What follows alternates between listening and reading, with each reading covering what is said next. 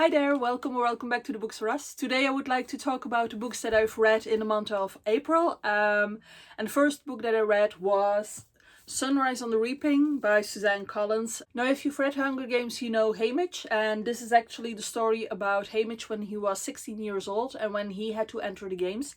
It was the second quarter quell, in which each district had to put forward 2 boys and 2 girls, so there were 48 children in the reaping. Now, I know that if we are being completely honest, this book isn't perfect. There are definitely things that could have been done better. But I truly loved being back inside Hunger Games, and I thought this one was a lot better than the previous one, which was about Snow when he was a boy and when the games were just getting started. I like this one because we were inside the games again. There was the tension again of survival. We are losing people that we are starting to love. So yeah, it's very sad, but so good.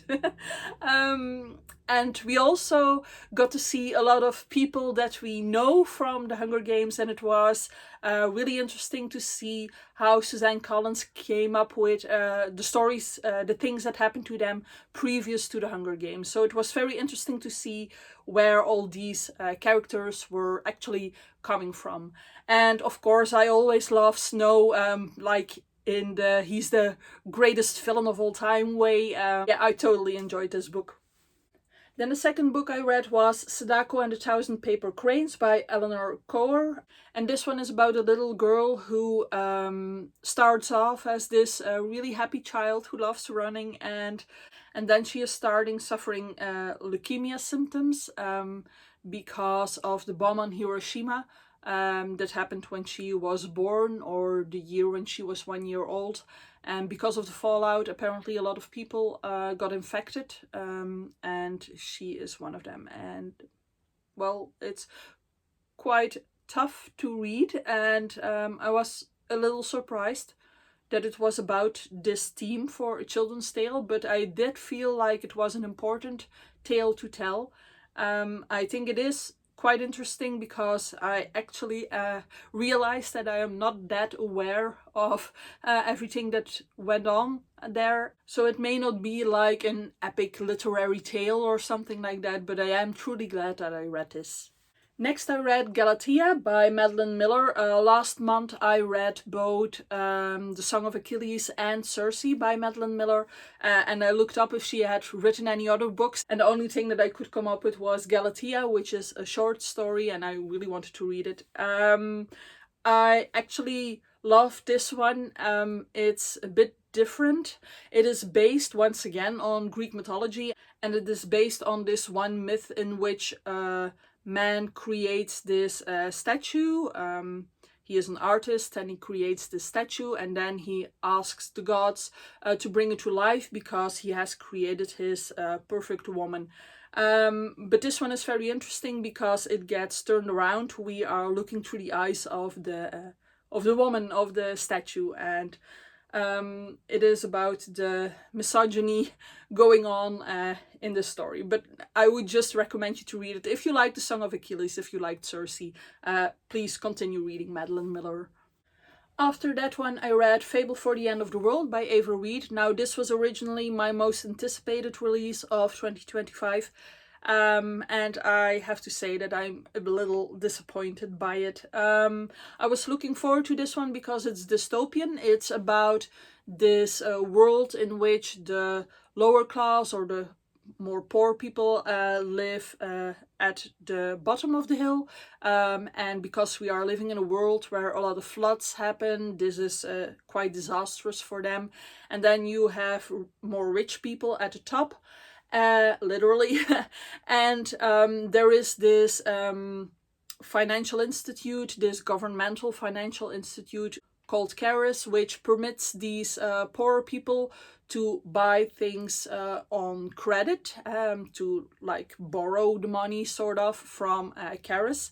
But once they are overdue, once they have accumulated a debt that is too large, they have to repay it in some way, and a possible way is to submit one of your children into the Gauntlet. And the Gauntlet is this chase which is being filmed to put out on television. We know the concept by now. And we are getting the story of this daughter, and her mother puts her down because the mother has created an enormous debt. Awesome. And she has to run, and her brother is there to try and help her. And then she's being chased by this professional assassin who is called an angel. And these angels are girls that have been memory wiped in order to make them stronger and less emotional. They are also enhanced through operations. For example, they have night vision and things like that. So I was looking forward to that because Ava Reid was going to write it as well. And I love Ava Reid's writing style. And I was really looking forward to her being more direct, I'd say, because normally with her writing she is getting a bit distant. However, reading this book, it felt like she was really trying to get closer to the reader, but it sort of cost her her normal brilliancy in writing, I'd say. I missed the beautiful lines. I missed yes, what I would call typical for her writing. It just felt like your run-of-the-mill dystopian, maybe YA novel. I felt like I've sort of read this one before, and yes, that was disappointing. But if you are into young adult dystopia, then I do think that you would enjoy this one. Next was The Moth Keeper by Kay O'Neill, which is a graphic novel. I was a bit apprehensive to read this one because the last graphic novel that I read, which was Lore Olympus, sort of disappointed me. It was not what I was looking for.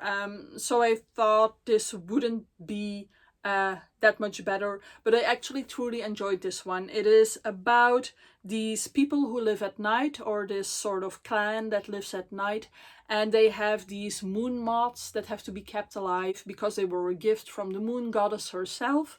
And now we have this young girl who is being trained to be the next moth keeper, because it's a very difficult solitary job, because each night she has to go into the desert alone, because she has to walk around in the darkness with her light to keep the moths attracted, and so the moths can feed before they are returned to a safe place. And it's sort of philosophical because we are following this girl and how she's feeling about this job and how she feels responsible on the one hand, but on the other hand she is starting to think about who she would be if she were like a day dweller, or if she had not chosen to have this function within the group. So it was a lot more interesting than I thought it would be.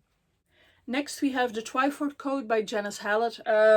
Let's try to describe what this one is about. We have all these audio files which are from the main character, and he is on the one hand trying to tell his son, his sort of estranged son, the story of his own life, because he ended up in prison and he wants to explain to his son how he got there and all the things that happened. And on the other hand, this person is trying to figure out the Twyford Code, because when he was young he found his children's book and there were things written in there, but he was dyslexic and he was in the special class, and he gave the book to his teacher to have a look at, and then the teacher started to act really strange, and she took him and the other students from that special class on a trip, and then she never returned from that trip, and he doesn't remember what happened. He doesn't know why she disappeared or how she disappeared. And now, after spending this time in jail, he wants to look up the other students that were in the class and get to the bottom of the mystery, and also the mystery of what was written in those children's books. Now, I was looking forward to reading this one because I have enjoyed several other books by Janice Hallett by now, and I love her use of mixed media and getting to the solution of a mystery. Now, it turns out that this one is unfortunately my least favorite one that I have read by her. First of all, this one was quite difficult to read for me because these are audio files and they are supposedly transcribed by the computer, and because of that some parts of sentences or some words are transcribed wrong. For example, must have had becomes mustard, And as a non-native English speaker, I have to say that it's quite difficult to read this way. You know, I get it. I try to sound it out in my head, but but I don't think it comes as naturally as when you've grown up speaking in English and reading in English. And then I also found that the content was quite heavy and it felt kind of forced. There are several occasions in this book when you are reading and you feel like you aren't really getting what is going on, or that it is told to you in a way that is not very clear.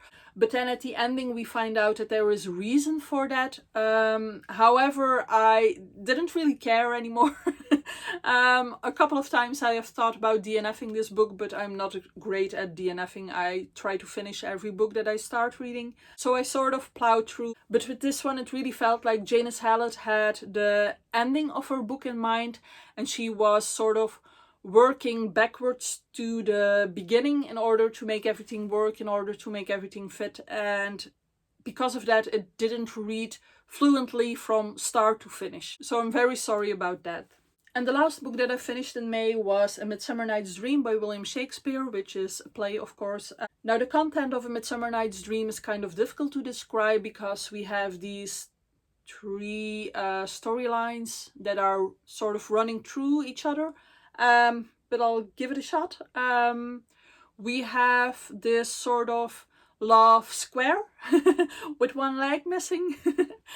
So we have a boy and a girl who love each other, then we have a boy that loves that girl, and then we have a girl who loves that boy, if you are following me. And somehow, I won't go into detail, they end up in the forest together, and in the forest the fairy king and the fairy queen are having a dispute, are having an argument.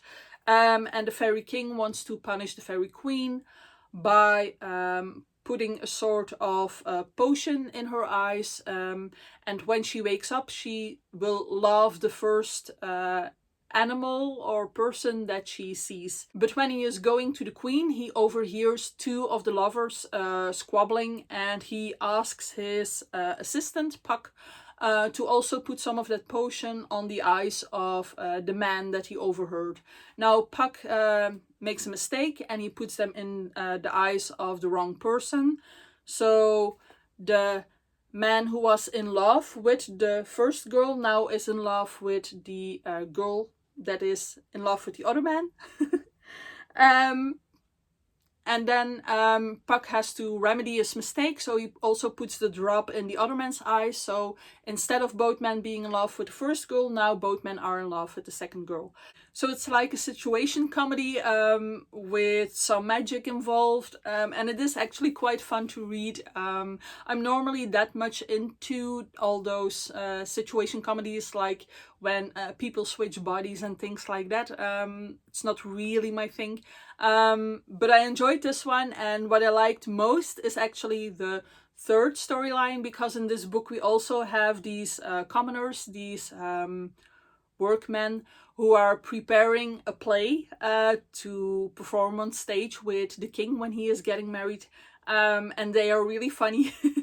So my favorite storyline in here is actually Pyramus and Thisbe. I enjoyed that a lot. If you know, you know. But I have to say that I actually laughed with this one, and I think it's a great feat to write a comedy so many years ago, and it is still working today. So I really enjoyed rereading this one. That's it for me. If you like this video, please leave a like, leave a comment, subscribe, and I hope to see you soon in another video. Bye!